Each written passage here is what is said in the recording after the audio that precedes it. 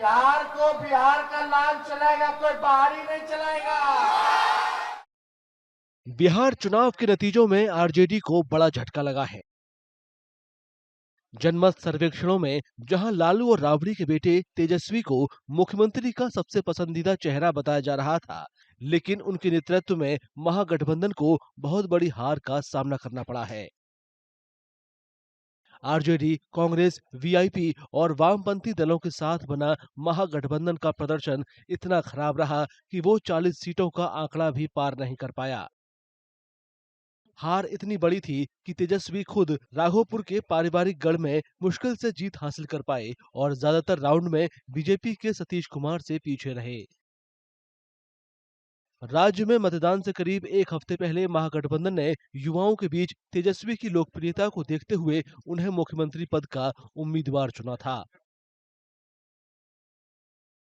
इसलिए मैं ये कह सकता हूं, खड़गे साहब, राहुल गांधी जी और तमाम जो साथी बैठे हमारे, इन सब की राय लेकर के हम लोगों ने तय किया है इस चुनाव में अगले मुख्यमंत्री के चेहरे के रूप में तेजस्वी यादव जी को हम लोग सपोर्ट करते हैं।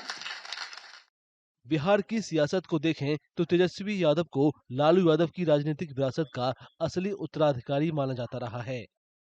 हालांकि चुनाव प्रचार के दौरान उन्होंने खुद को एक मेहनती प्रचारक के रूप में स्थापित किया, लेकिन वे विपक्ष के इस आरोप को खारिज नहीं कर पाए कि अगर वे सत्ता में आए तो जंगल राज की वापसी का प्रतीक बन जाएंगे। ये डे वन से था कि बिहार में अराजकता की सरकार नहीं बनेगी, भ्रष्टाचारियों की सरकार नहीं बनेगी, लूट खसोट की सरकार नहीं बनेगी। बिहार की जनता अमन, चैन, शांति, न्याय के साथ विकास, वही हुआ।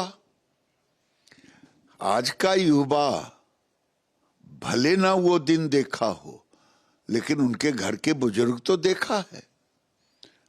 जब एक साल सरकार में रहते हैं तेजस्वी, तो क्या अराजकता फैलाने की कोशिश करते हैं, सब देखा है। तेजस्वी यादव का जन्म 9 नवंबर 1989 को बिहार के गोपालगंज जिले में हुआ था। तेजस्वी पूर्व मुख्यमंत्रियों लालू प्रसाद यादव और राबड़ी देवी की सबसे छोटी संतान है। 9 भाई बहनों में सबसे छोटा होने के चलते बचपन से ही उन्हें सबका भरपूर प्यार मिला। दिसंबर 2021 में तेजस्वी ने दिल्ली में डीपीएस आरके पुरम में साथ पढ़ी दोस्त राजश्री यादव से शादी की। तेजस्वी की शुरुआती पढ़ाई पटना में हुई। बाद में वे सबसे बड़ी बहन मीसा भारती के साथ दिल्ली आ गए। यहाँ उन्होंने दिल्ली पब्लिक स्कूल वसंत विहार में 5वीं तक पढ़ाई की। फिर वे डीपीएस आरके पुरम से 9वीं तक पढ़े। इसके बाद पढ़ाई छोड़कर क्रिकेट में करियर बनाने निकल पड़े। उन्होंने दिल्ली पब्लिक स्कूल की क्रिकेट टीम में खेला और 13 साल की उम्र में ऑलराउंडर के रूप में दिल्ली की अंडर 15 क्रिकेट टीम का हिस्सा बने। बाद में दिल्ली की अंडर 17 और अंडर 19 क्रिकेट टीम में भी शामिल रहे। वे आईपीएल में दिल्ली डेयर डेविल्स और झारखंड क्रिकेट टीम का भी हिस्सा थे। 2013 में तेजस्वी ने क्रिकेट मैदान से संन्यास लिया और पूरी तरह से सियासी मैदान में उतर गए। तेजस्वी को बिहार के सबसे युवा उप मुख्यमंत्री और भारत में सबसे युवा नेता विपक्ष के रूप में जाना जाता है। वैसे उनका राजनीतिक सफर 2010 में शुरू हो चुका था, जब उन्होंने आरजेडी के लिए जमकर प्रचार किया। मैं समझता हूं कि शुरुआत ये हुई कि भाई लालू प्रसाद के ऊपर बहुत सारी केसेस, बहुत सारे मामले, काफी जेल में उनको रहना पड़ा और राबड़ी देवी भी परेशानी में थी, क्योंकि आखिर कैसे कैसे निपटा जाए सारी चुनौतियों से। और परिवार में 2 बच्चे थे, बल्कि 2 लड़के थे, लड़कियां काफी थीं, कई थीं। तो उन्होंने ये सोचा कि भाई तेजस्वी को आगे करो।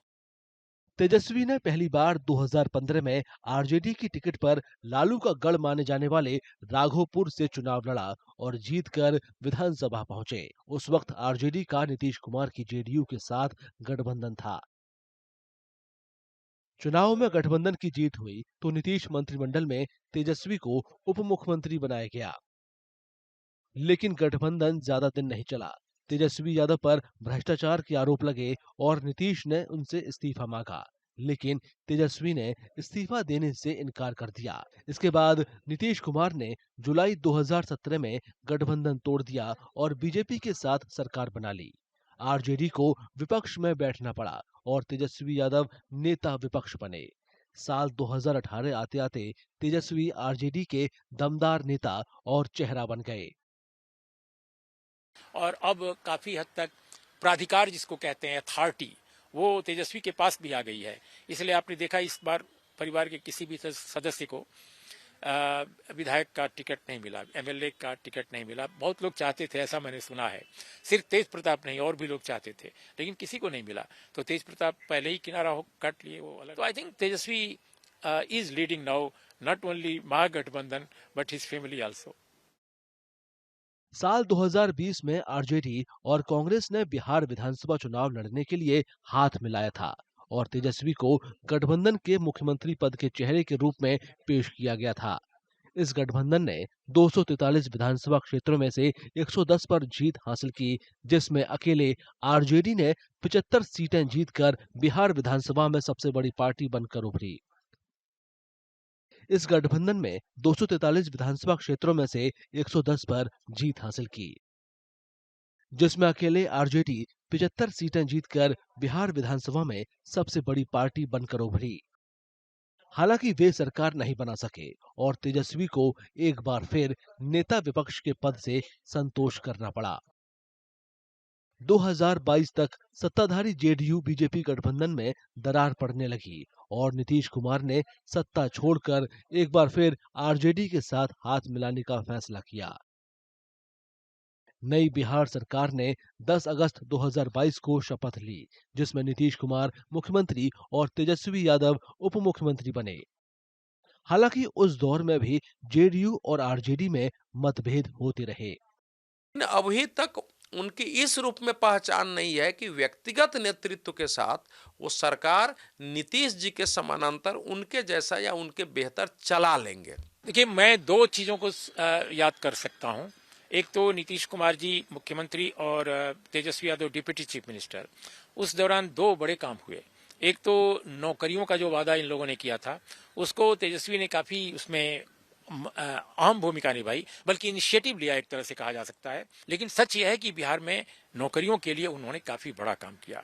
एक दूसरा भी काम जो कम याद किया जाता है वो था कि सामाजिक आर्थिक जो सर्वेक्षण कराया पूरे बिहार का, जिसको लोकल भाषा में या पॉपुलर भाषा में जातिवार सर्वेक्षण कहते हैं। और ये जो जातिवार सर्वेक्षण था 2023, इसमें मैं समझता हूं कि तेजस्वी की बड़ी भूमिका थी। जुलाई 2023 में 14 साल पुराने नौकरी के लिए जमीन केस में सीबीआई ने डिप्टी सीएम तेजस्वी यादव के खिलाफ नई चार्जशीट दाखिल की। इसी मुद्दे पर अगले साल जनवरी में नीतीश ने एक बार फिर महागठबंधन से नाता तोड़ लिया। तेजस्वी को डिप्टी सीएम की कुर्सी छोड़ विपक्ष में बैठना पड़ा। हालांकि महागठबंधन ने 2025 के राज्य चुनाव में तेजस्वी यादव पर अपना भरोसा जताया था, लेकिन लालू और राबड़ी के राजनीतिक उत्तराधिकारी अपना वादा पूरा नहीं कर पाए, जिससे गठबंधन को चुनाव में भारी हार का सामना करना पड़ा। अगर आप ये वीडियो YouTube पर देख रहे हैं तो हमारे चैनल को सब्सक्राइब कर बेल आइकन दबाएं और Facebook पर देख रहे हैं तो हमारे पेज को लाइक करें।